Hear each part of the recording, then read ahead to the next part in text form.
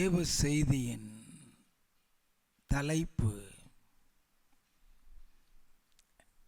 பரலோகத்தை சுதந்தரிக்க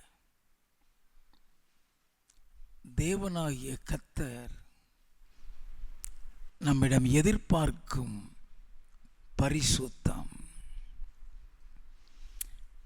பிலிப்பியரின் புஸ்தகம் 3வது அதிகாரம் 20வது வசனம். நம்முடைய குடியிருப்போ பரலோகத்தில் இருக்கிறது, அங்கே இருந்து கர்த்தராய் இருக்கிற இயேசு கிறிஸ்து என்னும் இரட்சகர் வர எதிர்பார்த்து கொண்டிருக்கிறோம். நம்முடைய குடியிருப்பு பரலோகத்தில் தான். The permanent residence. அங்கே இருந்து கர்த்தராகிய இயேசு கிறிஸ்து என்னும் இரட்சகர் வர எதிர்பார்த்து கொண்டு இருக்கிறோம். இந்த வசனத்தின்படி இந்த உலகத்தில் நம்ம வாழ்கிற வாழ்க்கை என்பது நிரந்தரமல்ல. நிரந்தரமான ஒரு வாழ்க்கை என்கிறது பரலோகத்தில் தான். அப்போஸ்தலனாகிய பவுல் இந்த பரலோக வீட்டை குறித்து கொரிந்தியருக்கு எழுதின நிருபத்தில் எழுதியிருக்கிறார். 2 கொரிந்தியரின் புஸ்தகம் 5வது அதிகாரம் 1வது 5வது வசனங்கள். பூமிக்குரிய கூடாரமாகிய நம்முடைய வீடு அழிந்து போனாலும் தேவனால் கட்டப்பட்ட கை வேலை அல்லாத நித்திய வீடு பரலோகத்திலே நமக்கு உண்டென்று அறிந்திருக்கிறோம். இதற்கு நம்மை ஆயத்தப்படுத்துகிறவர் தேவனே, ஆவி என்னும் அச்சாரத்தை நமக்கு தந்தவரும் அவரே. அழகாக சொல்லுகிறார். இந்த பூமிக்குரிய கூடாரமாகிய இந்த நம்முடைய வீடு அழிந்து போனாலும் தேவனால் கட்டப்பட்ட கைவேலை இல்லாத நித்திய வீடு,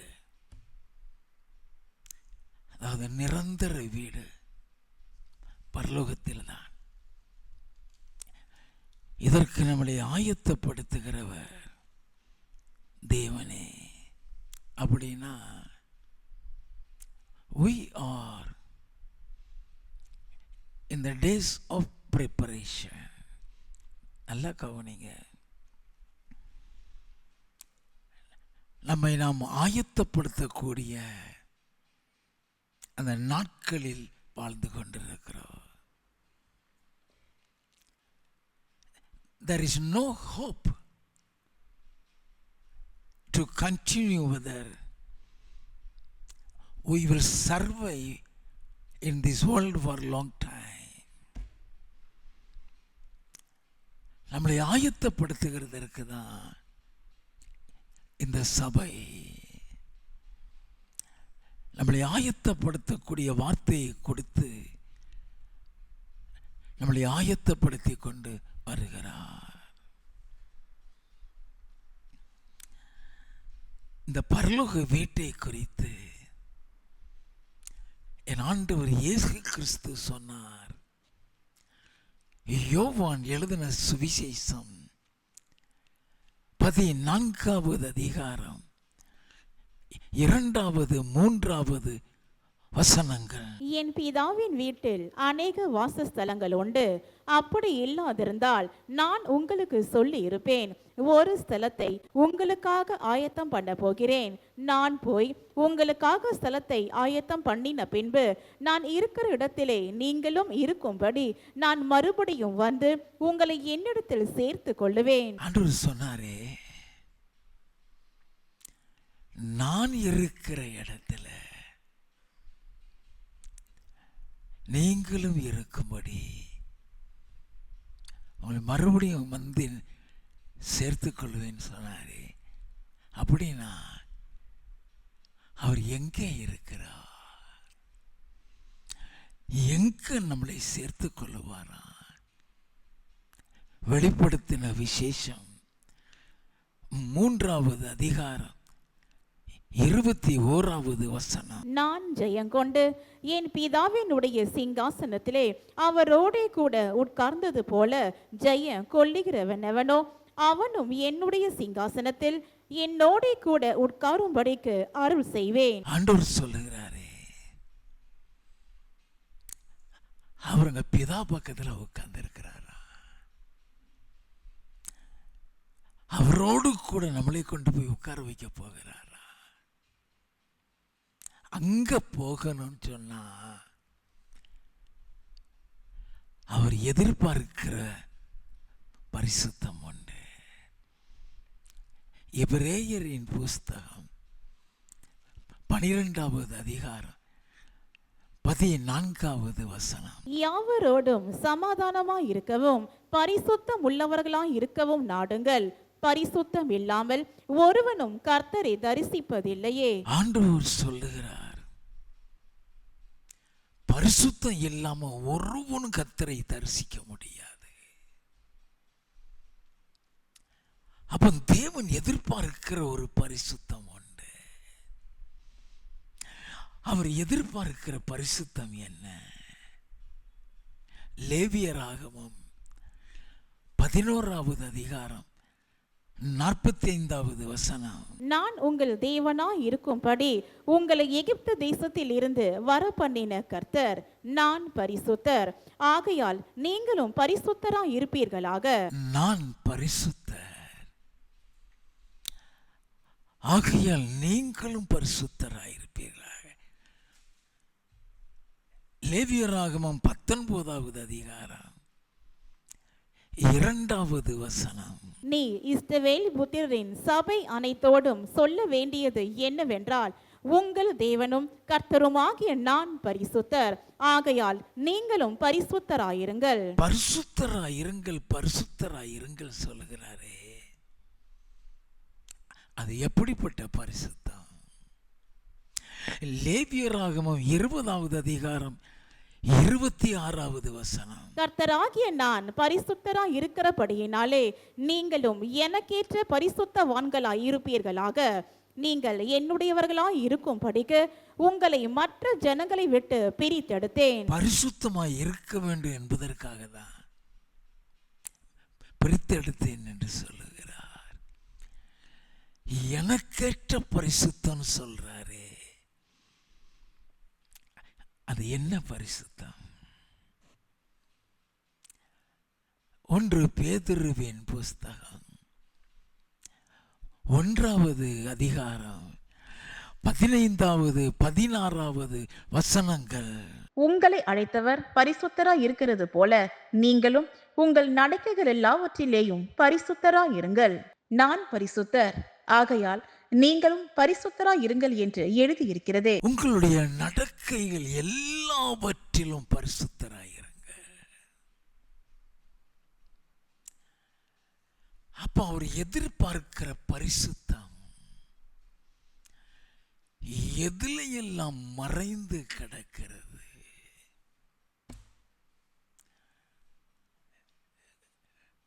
Many of the holiness that the Lord has expected is hidden in certain things that we may not aware of it. அல்ல கவனிங்க, அவர் எதிர்பார்க்கிற பரிசுத்தம் எதுல எல்லாம் மறைந்து கிடக்கிறது, அது நமக்கு தெரியாது. ஆண்டவருடைய ஒவ்வொரு கட்டளையிலும் பரிசுத்தம் மறைந்து கிடக்கிறது.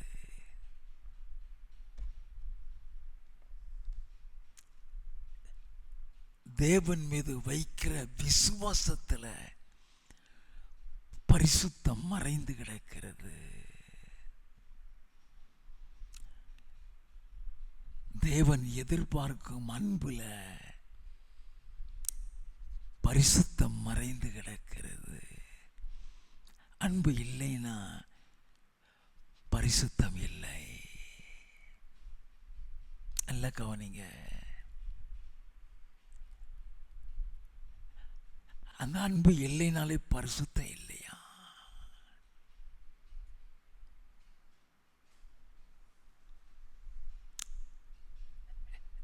தேவன் எதிர்பார்க்கிற பொறுமை உண்டு.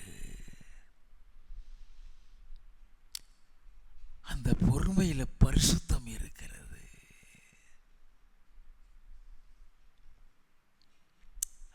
ஆண்டவர் எதிர்பார்க்கிற பரலோகத்துக்குள்ள போகணும்னா அவர் எதிர்பார்க்கிற உண்மை உண்டு.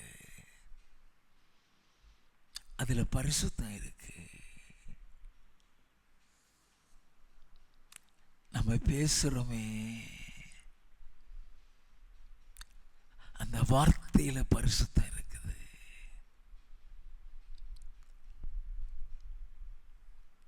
அது தவறிட்டுனா கூட பரலோகத்துக்கு போக முடியாது.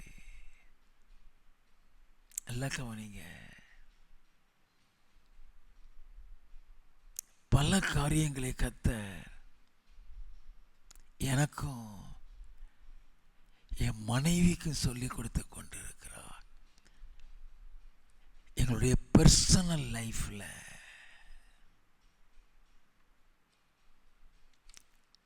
நல்லா கவனிச்சுக்கிடுங்க.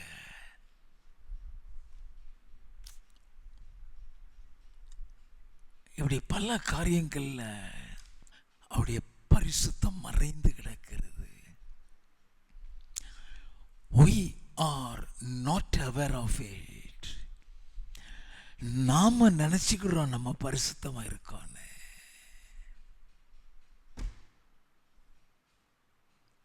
நல்லா கவனிக்க வேண்டாம். முதலாவது அவருடைய ஒவ்வொரு கட்டளையிலும் பரிசுத்தம் இருக்கிறது. அந்த கட்டளையை மீறிட்டாலே அவரோடு இருக்கிற உறவு முடிந்து போய்விடும்.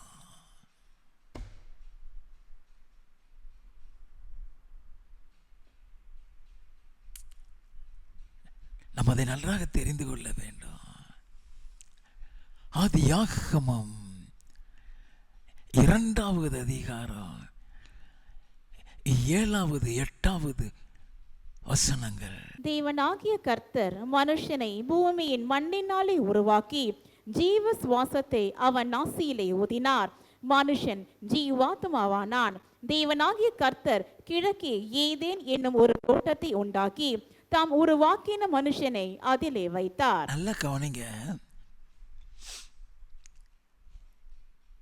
மண்ணுல மனுஷனை உண்டாக்குறாரு. அவனை எப்படி உண்டாக்கணும்னு பிளான் போட்டார் தெரியுமா? ஆதியாகமம் 1வது அதிகாரம் 26வது வசனம். பின்பு தேவன் நமது சாயலாகவும் நமது ரூபத்தின்படியேயும் மனுஷனை உண்டாக்குவோமாக. நல்லா கவனிங்க. அப்ப இந்த மண்ணுல உருவாக்கின மனுஷன் அவருடைய சாயல். அவருடைய சாயல்ல உருவாக்கி இருக்கிறாரு. அவருடைய ஆவியை ஊதி அவருடைய ஆவியில் உருவாக்கி இருக்கிறாரு. அந்த மனுஷன் எத்தனை பரிசுத்தமாய் இருப்பான். நல்லா கவனிக்கலாம். அவன் தேவ சாயல்ல இருக்கிறான். எவ்வளவு அழகா இருப்பான். ஆதாம் ஏவாளுடைய அழகுக்கு உலகத்தில் யாருமே இருக்க முடியாது. யோசித்து பார்த்திருக்கோமா? அத்தனை அழகு.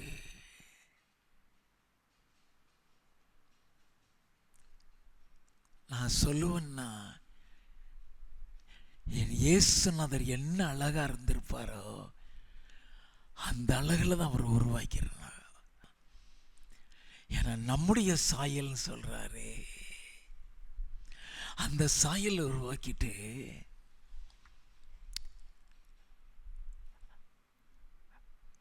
அவங்க பரிசுத்தமா தான் இருக்கிறாங்க. அந்த பரிசுத்தத்தில் அவங்க நிலைச்சி இருக்கணும்னா ஒரு கட்டளையை கொடுக்கிறாரு.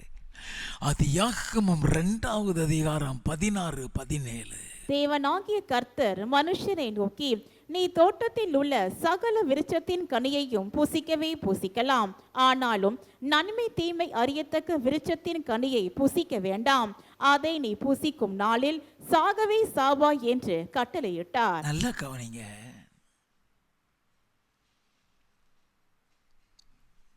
அவர் பரிசுத்தமாக தானே உருவாக்கினார். அவன் பரிசுத்தமாகத்தானே இருக்கிறான். ஏன் அந்த கட்டளை?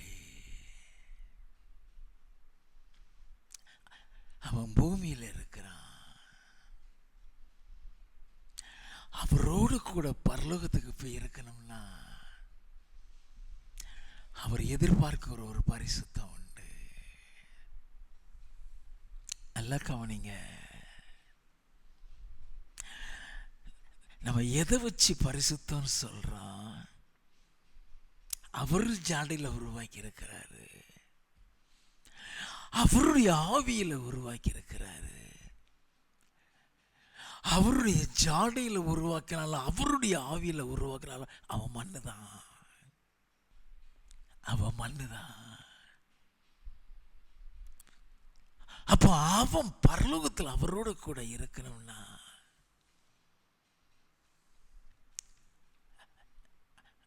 அவர் எதிர்பார்க்கிற ஒரு பரிசுத்தம் உண்டு. அந்த பரிசுத்தம் அந்த கட்டளையில மறைந்து கிடக்குது.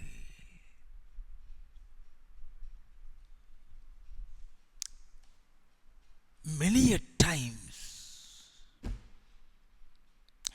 we are not aware of the holiness the Lord has expected is hidden in His commandment.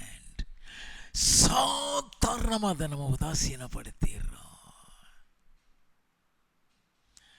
அதில் பரலோகத்தை இழந்துருவோங்கிறது நமக்கு தெரியாது. The message is something more deeper.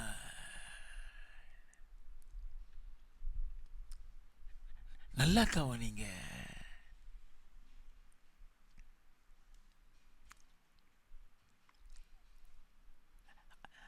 அதை புசிக்கிற நாளிலே சாவாயின்னு சொல்லிடுறாரு.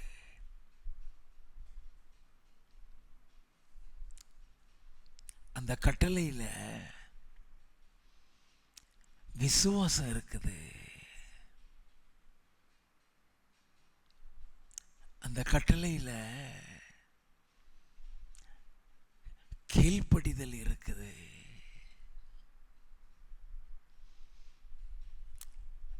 அந்த கட்டளையில மரணமும் இருக்குது, ஜீவனும் இருக்குது. அந்த கட்டளையில ஆசீர்வாதமும் இருக்குது, சாபமும் இருக்குது.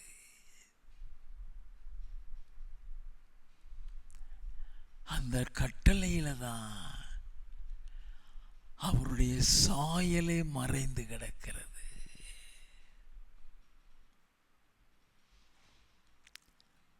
அந்த கட்டளையில தான் அவரோடு கூட உள்ள நிரந்தர உறவே இருக்குது. அந்த கட்டளை கொடுக்கலைன்னா எதுவுமே இருக்காது. அந்த கட்டளை கொடுத்துட்டாரு. பிசாசனுடைய தந்திரமே உனக்கும் தேவனுக்கும் இருக்கிற உறவை பிரிக்கிறது தான்.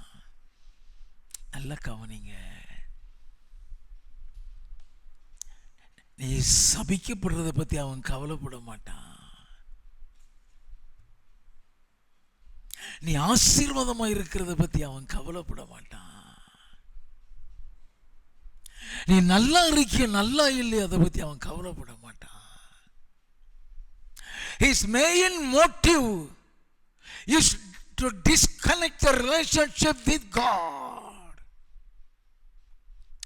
அந்த உறவு இருந்தால் தான் நீ பரலோகத்துக்கு போக முடியும்.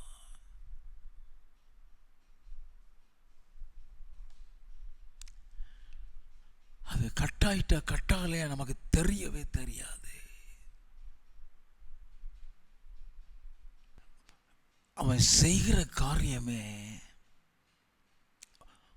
உன் விசுவாசத்தை எடுத்துருவான்.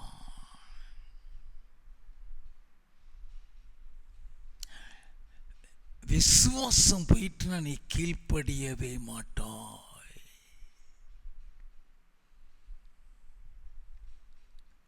வேதத்தில் உள்ள பரிசுத்தவான்கள் வாழ்க்கையில் நடந்ததெல்லாம் அதுதான்.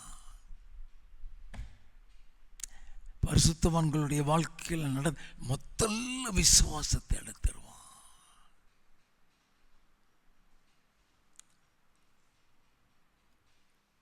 விசுவாசம் இல்லாம அவருக்கு பிரியமா இருக்க முடியாது.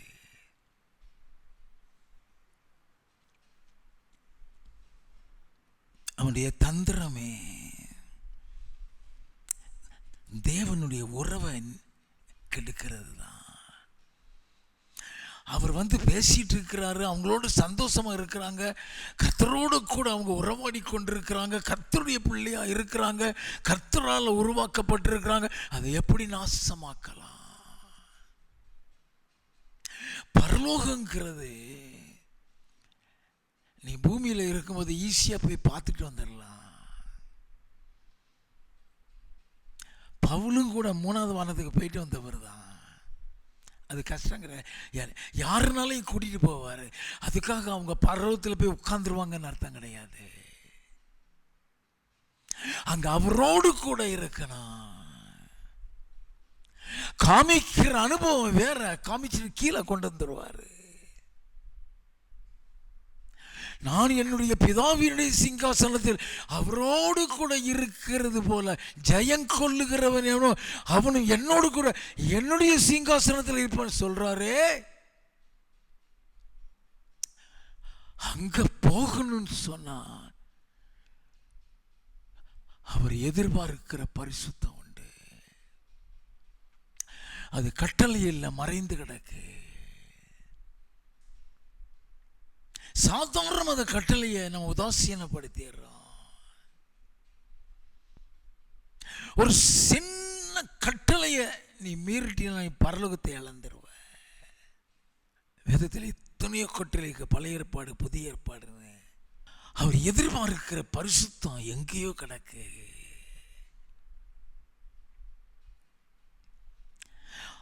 ஆதியாகமம் 3வது அதிகாரம் 4வது வசனத்திலிருந்து 6வது வசனம் வரை. அப்பொழுது சர்ப்பம் ஸ்திரீயை நோக்கி, நீங்கள் சாகவே சாவதில்லை. நல்லா கவனிங்களே, இதை புசிக்கிற நாளிலே சாகவே சாவாய் சொல்றாரு. அந்த வார்த்தையை பொய்யாக்குறான். நல்லா கவனிங்க, நீங்க சாகவே சாகிறது இல்லை அப்படின்னா கர்த்தர் சொன்ன வார்த்தையில் உள்ள நம்பிக்கையை எடுக்கிறான், விசுவாசத்தை எடுக்கிறான். யாருக்கா தெரியுமா? தியானிச்சிருக்கிறோமா?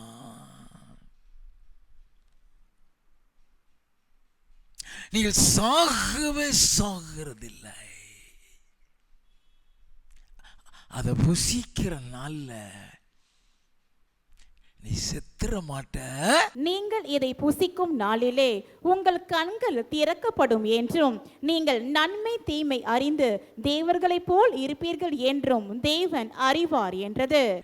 நன்மை தீமை அறிஞ்சிருவாங்க.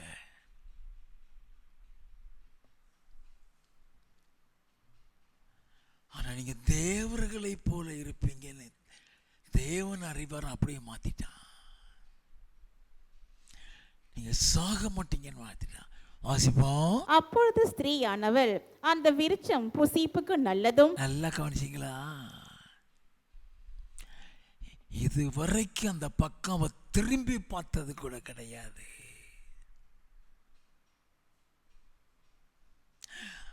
வாசிப்போம். பார்வைக்கு இன்பமும் புத்தியை தெளிவிக்கிறதற்கு இச்சிக்கப்படத்தக்க விருட்சமுமாய் இருக்கிறது என்று கண்டு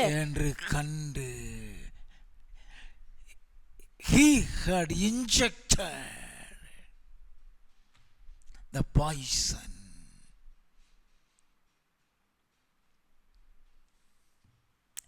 இப்ப அவளுக்குள்ள அவிசுவாசம் வந்துட்டு, ஓ கத்தர் பொய் சொல்லிட்டா,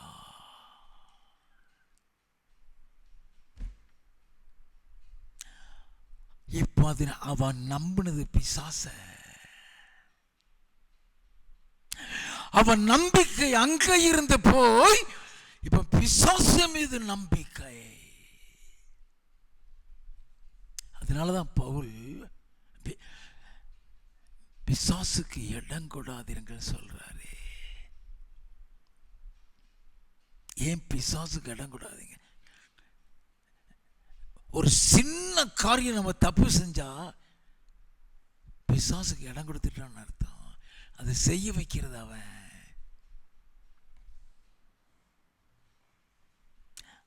அங்க அவட்ட நேரடியா பேசி செய்ய வைக்கிறான். நம்முடைய நேரடியெல்லாம் பேச மாட்டான்.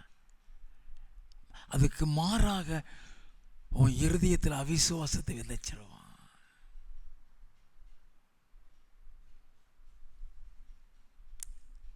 அப்படியே உள்டாவா மாறிட்டா. வாசிப்போம். அதன் கனியை பறித்து புசித்து தன் புருஷனுக்கும் கொடுத்தாள், அவனும் புசித்தான். புருஷனுக்கும் கொடுத்தாள், அவனும் புசித்தான். மேட்ரு முடிஞ்சிருச்சு. 17வது வசனத்தில் இருந்து 19 வரை. பின்பு அவர் ஆதாமை நோக்கி, நீ உன் மனைவியின் வார்த்தைக்கு செவி கொடுத்து புசிக்க வேண்டாம் என்று நான் உனக்கு விலக்கின விருட்சத்தின் கனியை புசித்தபடியினாலே. அந்த அவிசுவாசம் வந்த உடனே கீழ்ப்படியாமை ஆட்டோமேட்டிக்கா வந்துடும். Why we disobeyed God? விசுவாசம் போயிடும். கர்த்தர் மேல உள்ள நம்பிக்கை போயிடும்.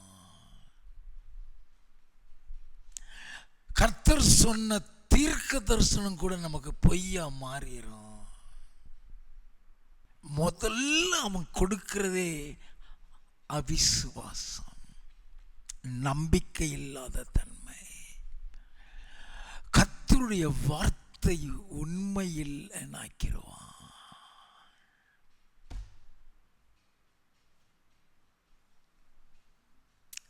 வாசிப்போம். பூமி உன் நிமித்தம் சபிக்கப்பட்டிருக்கும், நீ உயிரோடு இருக்கும் நாளெல்லாம் வருத்தத்தோடே அதன் பலனை புசிப்பாய். அது உனக்கு முள்ளும் குறுக்கும் முளைப்பிக்கும், வெளியின் பயிர் வகைகளை புசிப்பாய். நீ பூமியில் இருந்து எடுக்கப்பட்டபடியால் நீ பூமிக்கு திரும்ப மட்டும் உன் முகத்தின் வேர்வையால் ஆகாரம் புசிப்பாய். நீ மண்ணா இருக்கிறாய், மண்ணுக்கு திரும்புவாய் என்றார். மண்ணா இருக்கிறாய், மண்ணுக்கு திரும்புவாய். கொடுத்த ஆசீர்வாதம் எல்லாத்தையும் எடுத்துட்டான்.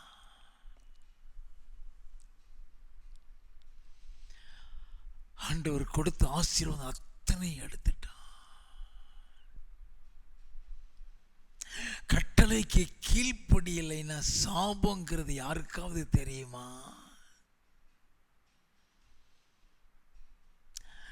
உபாகமம் 28வது அதிகாரம் 15வது வசனத்தில் இருந்து, இன்று நான் உனக்கு விதிக்கிற உன் தேவனாகிய கர்த்தருடைய எல்லா கற்பனைகளின் படியும் கட்டளைகளின் படியும் நடக்க கவனமாய் இருக்கிறதற்கு அவர் சத்தத்திற்கு செவி கொடாதே போவாயாகில். இப்பொழுது சொல்லப்படும் சாபங்கள் எல்லாம் உன்மேல் வந்து உனக்கு பலிக்கும். கட்டளைக்கு கீழ்ப்படியல சாபம் யாருக்கு தெரியா? அநேக சாபங்கள் அதனாலதான் உண்டாகுது. When God gives a command, அதுக்கு கீழ்ப்படியலைன்னா சாபம். அந்த கட்டளையில் அது மறைந்து கிடக்கும்.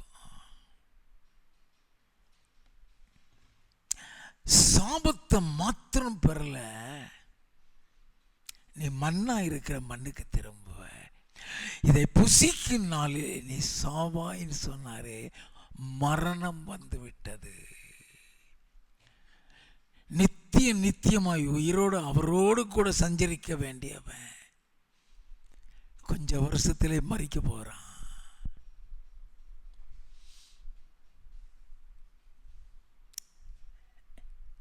நீ சாவதில்லைன்னு சொல்லி பொய்ய சொல்றான் பார்த்தீங்களா, அவன் பொய்க்கு பிதா.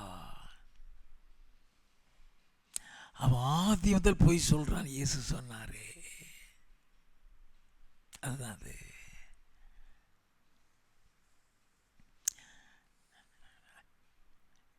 அவன் இந்த சாபத்தை பற்றிலாம் அவன் கவலைப்படலை. அவன் மோட்டிவ் என்ன? 23வது வசனம். அவன் எடுக்கப்பட்ட மண்ணை பண்படுத்த தேவனாகிய கர்த்தர் அவனை ஏதேன் தோட்டத்தில் இருந்து அனுப்பிவிட்டார். ஏதேன் தோட்டத்தில் இருந்து உறவு முடிஞ்சது, உறவு முடிந்தது. இப்ப வெளியே பாவத்தோட போகிறான். பரிசுத்தமாய் இருந்தவன் இப்ப அந்த தோட்டத்தை விட்டு வெளியே வருகிறான். பரிசுத்தமானா வரல, பாவியா வெளியே வர்றான். அந்த பாவத்துல தான் கர்ப்பம் தரிக்கிறான் அவன் மனைவி. அந்த பாவத்துல தான் காயின் ஆபேலை பெறுகிறா. அந்த பாவம் அவர்களுக்குள்ள விதைக்கப்பட்டு வளருகிறது. காயின் ஆபேலை கொலை செய்கிறான். ஒரு கட்டளையின் மீறுதல் எவ்வளவு வேதனையான காரியம். கட்டளையில பரிசுத்தம் உண்டு. அந்த கட்டளை மூலமாகத்தான் நம்மளை பரிசுத்தவானாகவே மாத்துறாரு.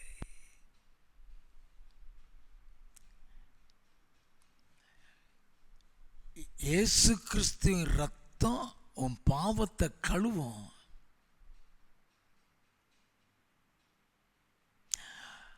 இயேசு கிறிஸ்துவின் ரத்தம் உன்னை பாவத்தை கழுவி உன்னை பரிசுத்தமான கொண்டு வரும்.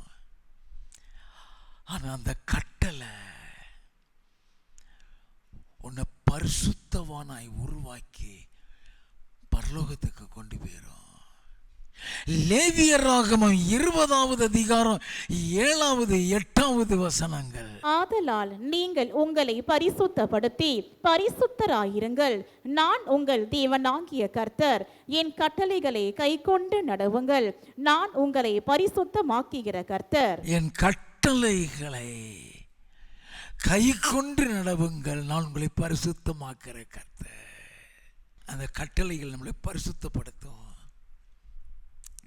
அந்த கட்டளை பாவிய நீதிமானாக்கிறோம்.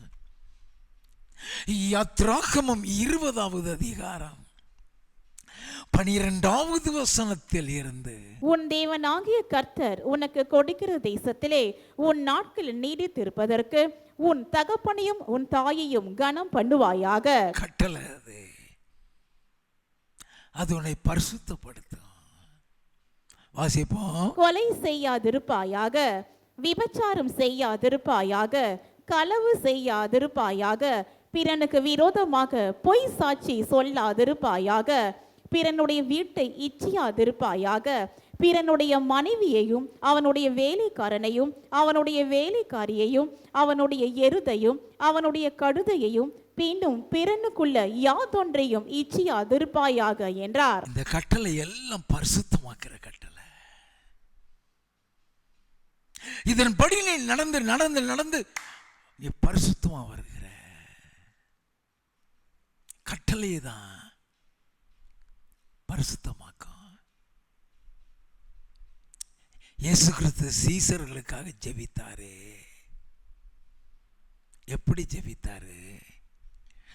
யோவான் எழுதின சுவிசேஷம் 17வது அதிகாரம் 17வது வசனம். உம்முடைய சத்தியத்தினாலே அவர்களை பரிசுத்தமாக்கும், உம்முடைய வசனமே சத்தியம். நல்ல கவனிங்க. அவருடைய சத்தியத்தினாலே பரிசுத்தமாக, அவருடைய வசனமே சத்தியம். இந்த வசனத்தில் தானே கட்டளை இருக்கிறது. அந்த வசனம் நம்மளை பரிசுத்தமாக்க கூடியது. அது யாக்கமம் 26வது அதிகாரம் 4வது 5வது வசனங்கள். ஆபிரகாம் என் சொல்லுக்கு கீழ்ப்படிந்து என் விதிகளையும் என் கற்பனைகளையும் என் நியமங்களையும் என் பிரமாணங்களையும் கைக்கொண்டபடியினால், என் விதிகளையும் என் கற்பனைகளையும் என் நியமங்களையும் என் பிரமாணங்களையும் கை கொண்டபடியினால். அப்ப ஆபிரகாம் தேவனுடைய சகல கட்டளைகளையும் கை கொண்டவன். எங்க இருக்கான்? எங்க இருக்கான்? மத்தேயு எழுதின சுவிசேஷம் 8வது அதிகாரம் 11வது வசனம். அநேகர் கிழக்கிலும் மேற்கிலும் இருந்து வந்து பரலோக ராஜ்யத்தில் ஆபிரகாம், ஈசாக்கு, யாக்கோபு என்பவர்களுடைய பந்தி இருப்பார்கள். நல்ல கவனிங்க, மேல போயிட்டான். எல்லா கட்டம் இயேசுவையே தெரியாதவன், தேவனையே அறியாதவன், அவனை பிரித்தெடுத்து கொண்டு வந்தாரு. அவனுக்கு சொல்லி கொடுத்தாரு, கட்டளை தான் சொல்லி கொடுத்தாரு. அவனுக்கு என்ன கட்டளை சொல்லி கொடுத்தாரு தெரியுமா? அது யாக்கமம் 17வது அதிகாரம் 1வது வசனம். ஆபிரகாம் 99 வயதான போது கர்த்தர் ஆபிராமுக்கு தரிசனமாகி, நான் சர்வ வல்லமையுள்ள தேவன், நீ எனக்கு முன்பாக நடந்து கொண்டு உத்தமனாயிரு. எனக்கு முன்பாக நடந்து கொண்டு உத்தமனாயிரு. அந்த உத்தமன் தான் அவனை பரலோகத்துக்கு கொண்டு போகுது. நம்பர் 2, விசுவாசத்தில் உள்ள பரிசுத்தம். கட்டளையில் உள்ள பரிசுத்தத்தை பார்த்தோம். விசுவாசத்தில் உள்ள பரிசுத்தம். எபிரேயரின் புஸ்தகம் 11வது அதிகாரம் 6வது வசனம். விசுவாசம் இல்லாமல் தேவனுக்கு பிரியமாய் இருப்பது கூடாத காரியம். ஏனென்றால் தேவனிடத்தில் சேருகிறவன் அவர் உண்டென்றும் அவர் தம்மை தேடுகிறவர்களுக்கு பலன் அளிக்கிறவர் என்றும் விசுவாசிக்க வேண்டும். நல்ல கவனிங்க, விசுவாசம் இல்லைன்னா அவருக்கு பிரியமா இருக்க முடியாதா? தானியேல் தேவனுக்கு பிரியமானவன் வேதம் சொல்லுது. தானியேலின் புஸ்தகம் 9வது அதிகாரம் 23வது வசனம். நீ மிகவும் பிரியமானவன், ஆதலால் நீ வேண்டிக் கொள்ள தொடங்கின போதே கட்டளை வெளிப்பட்டது. ஆண்டவர் சொல்லுகிறார், நீ மிகவும் பிரியமானவன். அப்ப அந்த அந்த தானியேலுக்குள் இருந்த விசுவாசம் தான் அவனை சிங்க கபியிலிருந்து காப்பாத்துச்சான். அது யாருக்காவது தெரியுமா? தானியேலின் புஸ்தகம் 6வது அதிகாரம் 23வது வசனம். அப்பொழுது ராஜா தன்னில் மிகவும் சந்தோஷப்பட்டு தானியேலை கெபியில் இருந்து தூக்கிவிட சொன்னான். அப்படியே தானியேல் கெபியில் இருந்து தூக்கிவிடப்பட்டான். அவன் தன் தேவன் பேரில் விசுவாசித்திருந்தபடியால் அவனில் ஒரு சேதமும் காணப்படவில்லை. ஒரு சேதம்.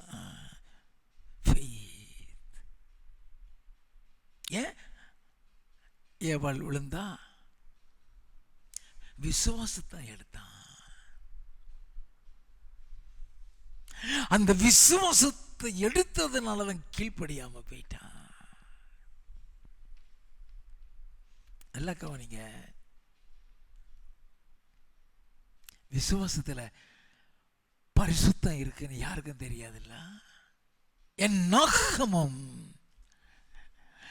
20வது அதிகாரம் 7 முதல் வாசிப்போம். கர்த்தர் மோசேயை நோக்கி, நீ கோலை எடுத்துக்கொண்டு நீயும் உன் சகோதரனாகி ஆரோனும் சபையாரை கூடி வர செய்து அவர்கள் கண்களுக்கு முன்னே கன்மலையை பார்த்து பேசுங்கள்.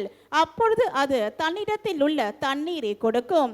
இப்படி நீ அவர்களுக்கு கன்மலையில் இருந்து தண்ணீர் புறப்பட பண்ணி சபையாருக்கும் அவர்கள் மிருகங்களுக்கும் குடிக்க கொடுப்பா என்றார். அப்பொழுது மோசே தனக்கு கர்த்தர் கட்டளையிட்டபடியே கர்த்தருடைய சந்நிதியில் இருந்த கோலை எடுத்தான். மோசேயும் ஆரோனும் சபையாரை கன்மலைக்கு முன்பாக கூடிவர செய்தார்கள். அப்பொழுது மோசே அவர்களை நோக்கி, கலகக்காரரே கேளுங்கள், உங்களுக்கு இந்த கன்மலையிலிருந்து நாங்கள் தண்ணீர் புறப்பட பண்ணுவோமோ என்று சொல்லி தன் கையை ஓங்கி கன்மலையை தன் கோலினால் 2 தரம் அடித்தான். கையை ஓங்கி கன்மலையை அடித்தான். அவர் பேச சொன்னாரு, அடிச்சிட்டான். வாசிப்போம். உடனே தண்ணீர் ஏராளமாய் புறப்பட்டது. சபையார் குடித்தார்கள், அவர்கள் மிருகங்களும் குடித்தது. எல்லாம் குடிச்சிட்டாங்க. இவன் கர்த்தர் கூப்பிடுறாரு. கர்த்தர் என்ன சொன்னாரு? வாசிப்போம். பின்பு கர்த்தர் மோசேயையும் ஆரோனையும் நோக்கி, இஸ்ரவேல் புத்திரின் கண்களுக்கு முன்பாக என்னை பரிசுத்தம் பண்ணும்படி நீங்கள் என்னை விசுவாசியாமற் போனபடியினால் இந்த சபையாருக்கு நான் கொடுத்த தேசத்துக்குள் நீங்கள் அவர்களை கொண்டு போவதில்லை என்றார். அந்த இருதயத்தை அவர் மட்டும்தான் அறிவார்.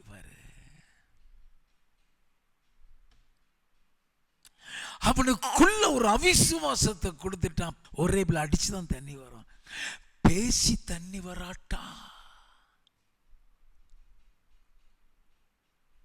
எப்பொழுதுமே எப்போ அவன் கட்டளைக்கு கீழ்ப்படிய விடாம ஆக்குவான் தெரியுமா? அவிசுவாசத்தை கொடுத்துதான். இப்ப அவனுடைய விசுவாசம் போயிருச்சு. என்னை பரிசுத்தம் பண்ணும்படி நீங்கள் என்னை விசுவாசியாதபடியினால், இந்த விசுவாசம் இல்லாதனால அவன் கீழ்ப்படியலன்னு கர்த்தர் சொல்றாரு. என் நாகமம் 27வது அதிகாரம் 14வது வசனம். சபையார் வாக்குவாதம் பண்ணின சீன் வனாந்திரத்தில் தண்ணீரை கடத்த விஷயத்தில் அவர்கள் கண்களுக்கு முன்பாக என்னை பரிசுத்தம் பண்ண வேண்டிய நீங்கள் என் கட்டளையை மீறினீர்களே என்றார். என் கட்டளையை மீறினீர்களே. அவிசுவாசம் வந்துட்டாலே கீழ்ப்படியாமை வந்துடும். நல்ல கவனிங்க. கீழ்ப்படியலையே.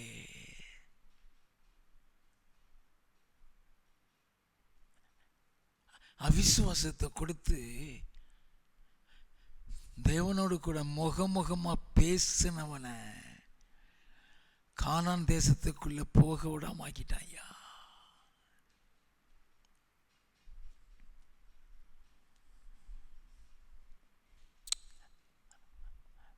அதுல பரிசுத்தம் இருக்கு,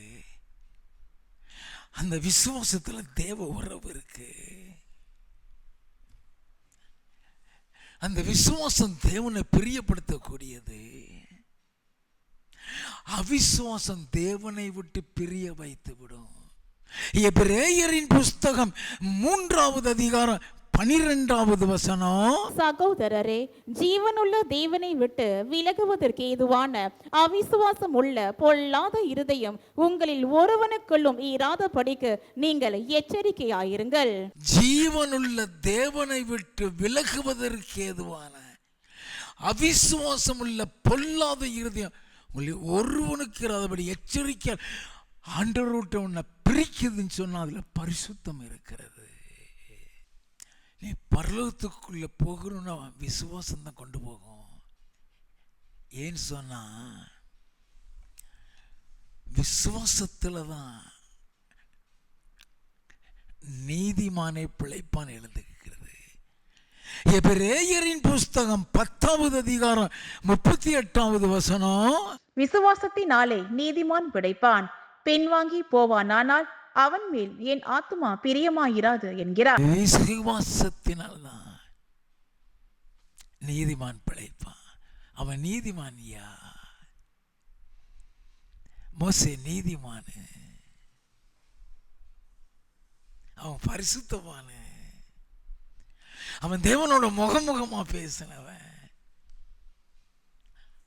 அவனுக்குள்ளேயே அவிசுவாசத்தை கொடுத்து விட்டானே. எம்மாத்திரம் கானானுக்குள்ள போக முடியாம ஆயிட்டான். போகட்டும். ரட்சிப்பு விசுவாசத்துல தான் இருக்கிறது. அப்போஸ்தலர் 16வது அதிகாரம் 31வது வசனம். அதற்கு அவர்கள், கர்த்தராகிய இயேசு கிறிஸ்துவை விசுவாசி, அப்பொழுது நீயும் உன் வீட்டாரும் ரட்சிக்கப்படுவீர்கள் என்று சொல்லி. கர்த்தராகிய இயேசு கிறிஸ்துவை விசுவாசி.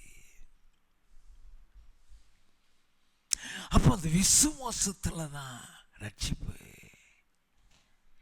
எபேசியரின் புஸ்தகம் 2வது அதிகாரம் 8வது வசனம். கிருபையினாலே விசுவாசத்தை கொண்டு ரட்சிக்கப்பட்டீர்கள், இது உங்களால் உண்டானதல்ல, இது தேவனுடைய ஈவு. ஒரு பெரிய கிருபை அது. நீ நம்ம ரட்சிக்கப்பட்டிருக்கிறோம், அது ஒரு பெரிய கிருபை. நம்முடைய நீதியினால நம்ம ரட்சிக்கப்படல. விசுவாசம். ஆபிரகாம் விசுவாசத்துல தான் நீதிமான் ஆக்கப்பட்டான். ஆதியாகமம் 15வது அதிகாரம் 6வது வசனம். அவன் கர்த்தரை விசுவாசித்தான், அதை அவர் அவனுக்கு நீதியாக எண்ணினார். அவனுக்கு நீதியாக எண்ணினார்னா அதுதான் அவனுக்கு ரட்சிப்பு. அந்த விசுவாசத்துல தான் அவன் பரிசுத்தவான் ஆனான்.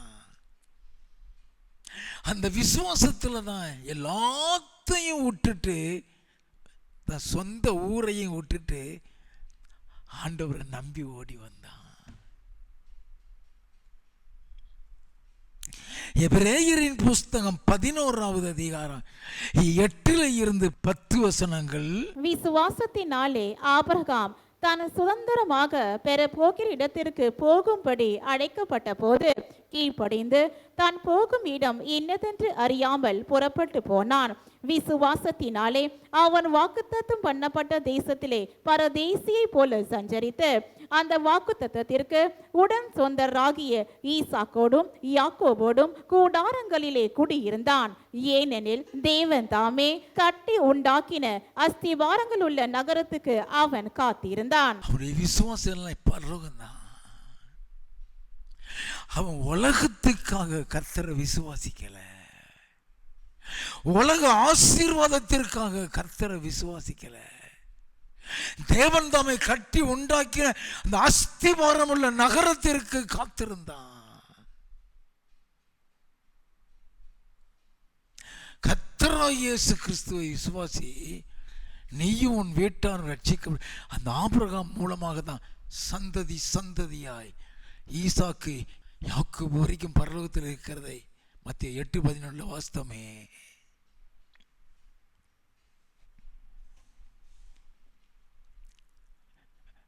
அந்த விசுவாசம் தான் பரலோகத்துக்குள்ள கொண்டு போகும். இயேசு கிறிஸ்து சொன்னார், யோவான் எழுதின சுவிசேஷம் 14வது அதிகாரம் 1 முதல் 6 வசனங்கள். உங்கள் இருதயம் கலங்காதிருப்பதாக தேவனிடத்தில் விசுவாசமாயிருங்கள், என்னிடத்திலும் விசுவாசமாயிருங்கள். என் பிதாவின் வீட்டில் அநேக வாசஸ்தலங்கள் உண்டு. அப்படி இல்லாதிருந்தால் நான் உங்களுக்கு சொல்லி இருப்பேன். ஒரு ஸ்தலத்தை உங்களுக்காக ஆயத்தம் பண்ண போகிறேன். நான் போய் உங்களுக்காக ஸ்தலத்தை ஆயத்தம் பண்ணின பின்பு நான் இருக்கிற இடத்திலே நீங்களும் இருக்கும்படி. நான் இருக்கிற இடத்திலே, அதுதானே வாஸ்தவம். வெளிப்படுத்தல் 3:24 வாஸ்தவமே. நான் இருக்கிற இடத்துல, நான் இருக்கிற இடத்துல நீங்களும் இருக்கும்படி நான் மறுபடியும் வந்து உங்களை என்னிடத்தில் சேர்த்து கொள்ளுவேன். மறுபடியும் வந்து உங்களை என்னிடத்தில் சேர்த்து கொள்ளுவேன். 6வது வசனம். அதற்கு இயேசு, நானே வழியும் சத்தியமும் ஜீவனுமாயிருக்கிறேன், என்னாலே அல்லாமல் ஒருவனும் பிதாவினிடத்தில் வரான். என்னாலே அல்லாமல் ஒருத்தன் கூட பிதாவினிடத்தில் வர மாட்டான். அவர் மூலமா போறதுக்கு பேரு தான் ரட்சிப்பு. அவர் மூலமா போகிறதுக்கு பேரு தான் சால்வேஷன். அந்த சால்வேஷன்ங்கிறது கிருபையினால விசுவாசத்தை கொண்டு நம்ம பெற்றுக்கொள்ளுகிறோம்.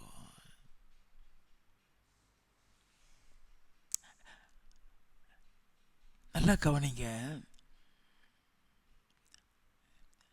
நீ பரலோக வீட்டுக்கு நீ போகணும். அவரை விசுவாசித்து இருக்கிற, அவரை ஏற்றுக்கொண்டிருக்கிற, அவரை விசுவாசித்து அவரை ஏற்றுக்கொண்ட உடனே நீ அவருடைய பிள்ளையாய் மாறிவிடுவாய். நீ உலகத்தானாக அல்ல, தேவனுடைய பிள்ளையாய் மாறிவிடுவாய். யோவான் எழுதின சுவிசேஷம் 1வது அதிகாரம் 12வது 13வது வசனங்கள். அவருடைய நாமத்தின் மேல் விசுவாசம் உள்ளவர்களாய் அவரை ஏற்றுக்கொண்டவர்கள் எத்தனை பேர்களோ அத்தனை பேர்களும் தேவனுடைய பிள்ளைகளாகும்படி அவர்களுக்கு அதிகாரம் கொடுத்தார். நல்ல கவனி. இந்த வசனத்துல ஒரு முக்கியமான பகுதி அதில் எழுதப்பட்டிருக்கும். அவருடைய நாமத்தின் மேல் விசுவாசம் உள்ளவர்கள், அவரை ஏற்றுக்கொண்டவர்கள் எத்தனை பேர்களோ அத்தனை பேரும் தேவனுடைய பிள்ளைகளாக அதிகாரம் கொடுத்தார் சொல்லி எழுதிட்டு 13வது வசனத்தில் சொல்லப்படுகிறது. வாசிப்போம். அவர்கள் இரத்தத்தினாலாவது மாம்ச சித்தத்தினாலாவது புருஷனுடைய சித்தத்தினாலாவது பிறவாமல் தேவனாலே பிறந்தவர்கள். தேவனால் பிறந்தவர்களா? தேவனுடைய பிள்ளைகளாக முடியாது. நீ தேவனாலே பிறந்தவன் அர்த்தம் என்ன? உன் பழைய வாழ்க்கை முடிஞ்சிருச்சின்னு அர்த்தம். You are a new creation. ரட்சிப்புங்கிறது சாதாரணது இல்லை, ஒரு புதிய வாழ்க்கை, மறுபடியும் பிறக்கிறதுன்னு சொல்லி யோவான் 3:3 இயேசு சொன்னார். அதை அப்போஸ்தலனாகிய பவுல் சொல்லுகிறார். 2 கொரிந்தியரின் புத்தகம் 5வது அதிகாரம் 17வது வசனம். இப்படி இருக்க ஒருவன் கிறிஸ்துவுக்குள் இருந்தால் புது சிருஷ்டியாயிருக்கிறான், பழையவைகள் ஒழிந்து போயின, எல்லாம் புதிதாயின. நல்லா கேட்டீங்க. அந்த விசுவாசத்தினால நீ ரட்சிக்கப்படுகிற அந்த விசுவாசம் சொல்றது உன்னை பரிசுத்தவானாக மாத்திருது. அப்ப what is salvation? A new creature, a new born baby. நீ மறுபடியும் பிறந்திருக்கன்னு அர்த்தம். பழைய வாழ்க்கை, பழைய சண்டை, பழைய கோபம், பழைய பொறாமை, பழைய பொய் உன்னை இருக்கக்கூடாதுங்கிறாரு.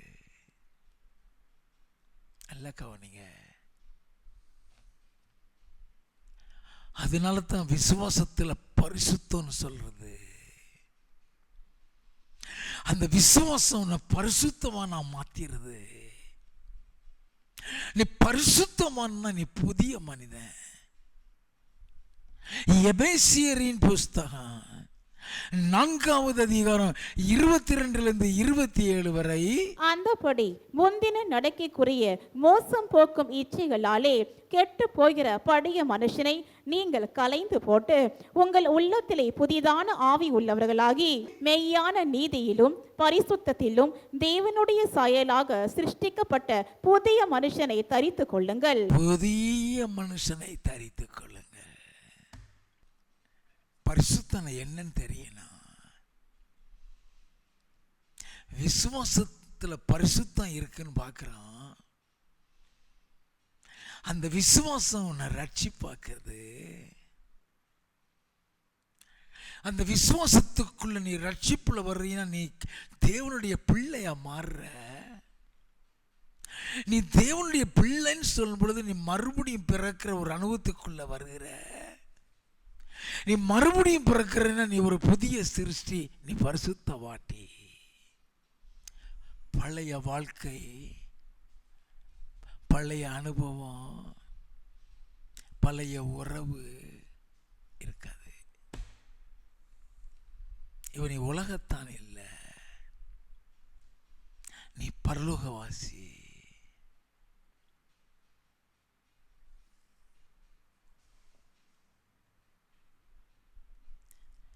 எப்படி விசுவாசம் பரிசுத்தத்தின் கேட்டகரியில வந்து நம்மளை புதிய ஜீவியத்துக்குள்ள கொண்டு வருதுங்கிறத பார்த்தோம். அடுத்தபடியாக தேவனுடைய அன்புல பரிசுத்தம் இருக்கிறது. மார்க்கு எழுதின சுவிசேஷம் 12வது அதிகாரம் 28 34 வரை.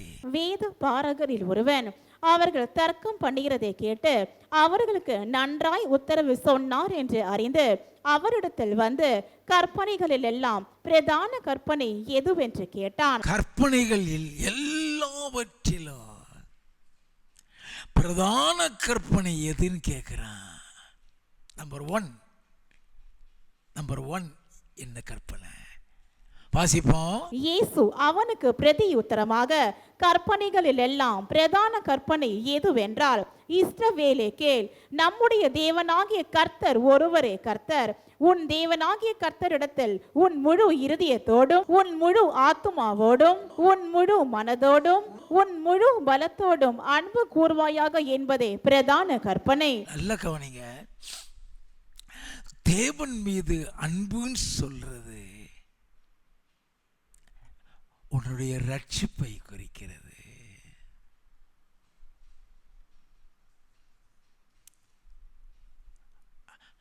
அந்த அன்பு இருந்தா தான் நீ உலகத்தில் அன்பு காட்ட முடியும். வாசிப்போம். இதற்கு ஒப்பா இருக்கிற இரண்டாம் கற்பனை என்னவென்றால், உன்னிடத்தில் நீ அன்பு கூறுவது போல் பிறனிடத்திலும் அன்பு கூறுவாயாக என்பதே. இவைகளிலும் பெரிய கற்பனை வேறொன்றும் இல்லை என்றார். இவைகளிலும் பெரிய கற்பனை எதுவுமே கிடையாது என்றார். இதை விட பெரிய கற்பனை கிடையாதுப்பா, அன்புதான். அந்த அன்புல எப்படி பரிசுத்தம் இருக்கு.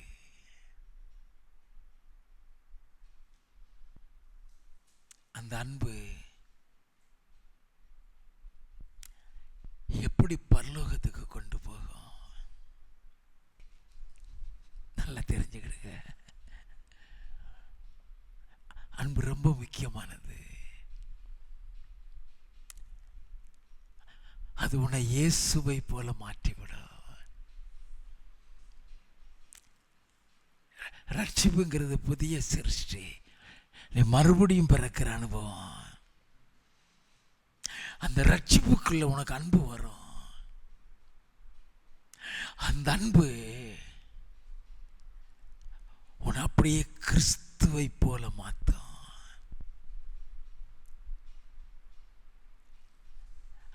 அந்த அன்புல எப்படிப்பட்ட பரிசுத்தம் இருக்கு. இதெல்லாம் விளக்கமா வசன ஆதாரத்தோட வசன உதாரணத்தோட அடுத்த ஞாயிற்றுக்கிழமை எடுப்பேன். இந்த தேவ செய்தியின் தொடர்ச்சி அடுத்த ஞாயிற்றுக்கிழமை.